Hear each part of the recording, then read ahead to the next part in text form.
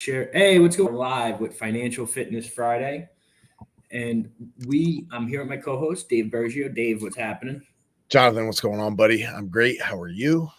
I'm good. I'm good. We were just talking about how when you're trying new things, don't expect them to work, and it's a lot of trial and error, guys. So one of the things that we wanted to go over today is, and this is super important, kind of year-end cleanup of finances, and then planning for 24.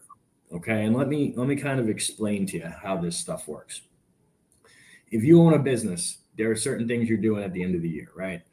A lot of times you want to bring all your balances down to zero if you can, meaning you want all your debts paid, like the short-term debt, so credit cards. You're going to want to see what you have left in the bank. You're going to want to do some year-end accounting, see where you guys figure where you ended up. Okay.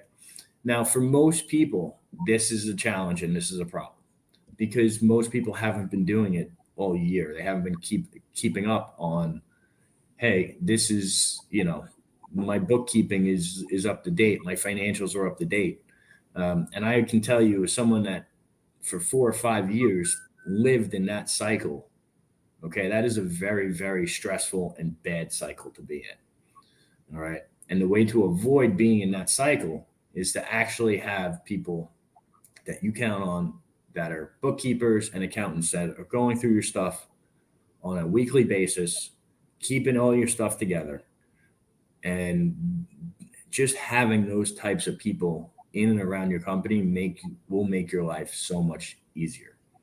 All right. And then from a personal standpoint, it's the same thing.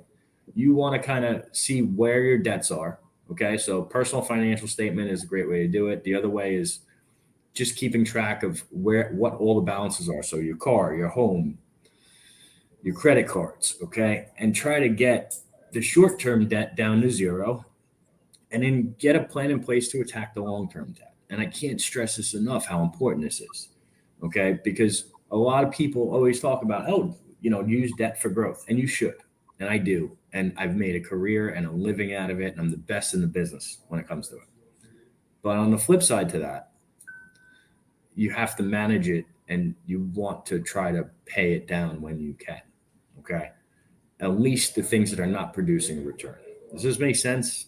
You guys with me? Dave? Yeah, 100%, man. Cool. So what do you have on this, Dave? What are some of the things before I go into my year end stuff? How do you handle your year end stuff? Well, a lot of things too. It's, to touch on some of the things that you even said, we already spoke to the accountant, right? Like previously, this is stuff that should be done a while ago, right? That you're already setting up for year end anyway. But look, we know people, procrastinate, get lazy. If you haven't done it, do it yet, or do it now. Do it as soon as possible. At least make the call, get it set up, because the last thing you want to do is be running around in the first quarter getting 2023 stuff handled, right? Mm-hmm. That's very important.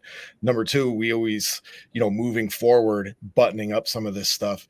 See if you are paying this down, recycle it again. How are you going to scale? If you're paying down debt, as Jonathan said, use it to grow.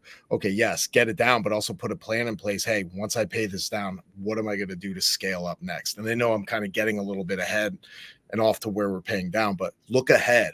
Look at how you're going to use this into 24. It's right around the corner, man. So put a game plan together on, hey, if I did this year and if it worked on this level, okay, what's the plan in place to repeat that cycle? Now, obviously, that's if you can get it back down to square one or enough to reinvest into whatever you're doing. But those are some things that we're looking at. We already started implementing them now, as Jonathan alluded to our pre-starting conversation here. But again, these are things that trial and error, number one, right? But number two is you're utilizing them to either grow your business or you use it as an investment, some type of learning lesson, and move forward from there.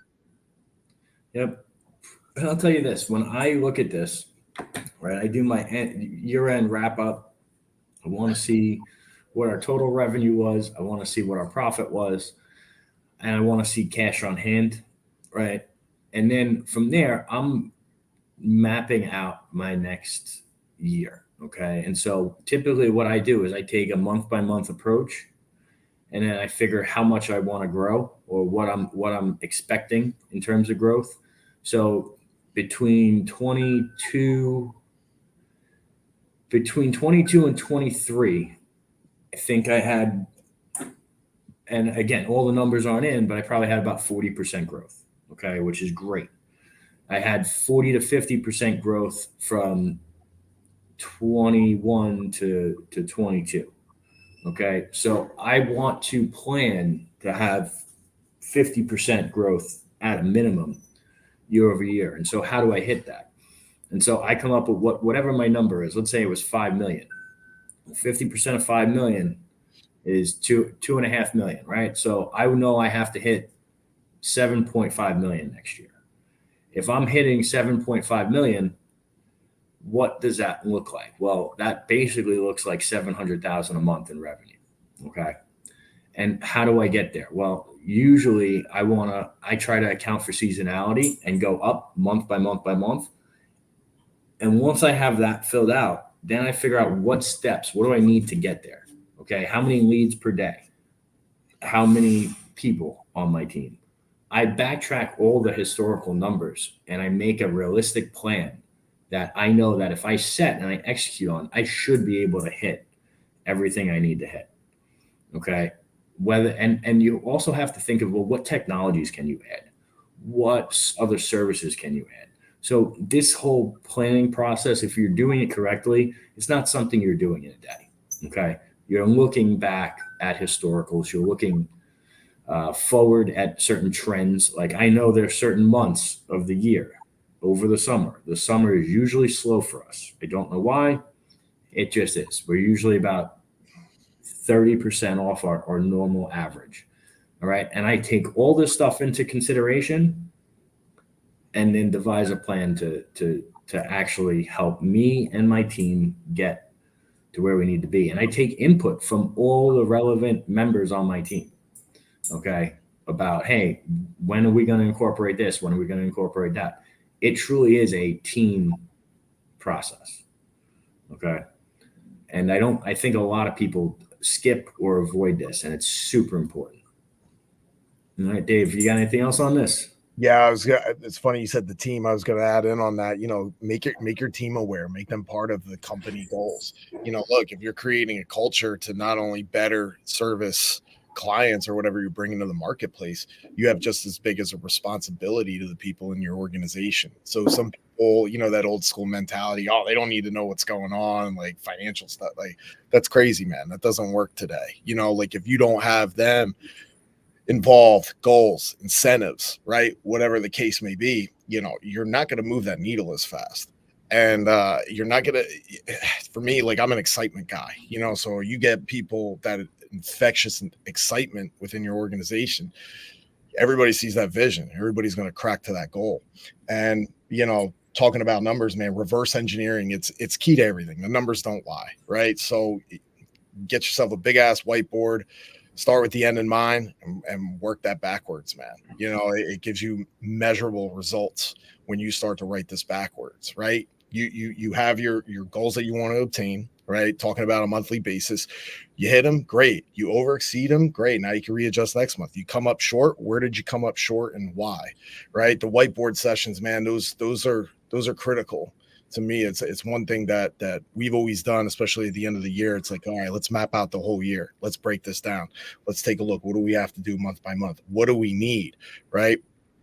What positions do we have to fill or create in order to get there? So, this is a good one, man. Like, shit, we could probably talk for hours on this one. Yeah, absolutely. I do like the one thing you said. I mean, guys, if your team is unaware of the goals, they're never going to hit them. Okay.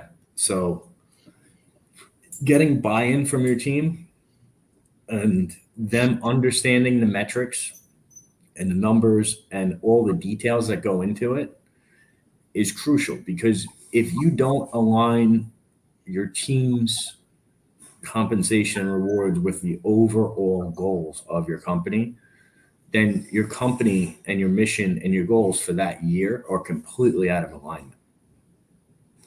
Okay. So it has to all be aligned for it to work. And I hope you guys understand that and implement that, because that will be a big difference of if you hit your goals, crush your goals, or you fall way short. All right. And guys, we're not going to see you on Christmas. We're not going to be doing Mindset Monday. We're actually going to miss 2 weeks, but we will see you next week on Financial Fitness Friday. All right. So stay tuned. Share this with someone that needs to hear it, and have a Merry Christmas. Merry Christmas. Be great, y'all.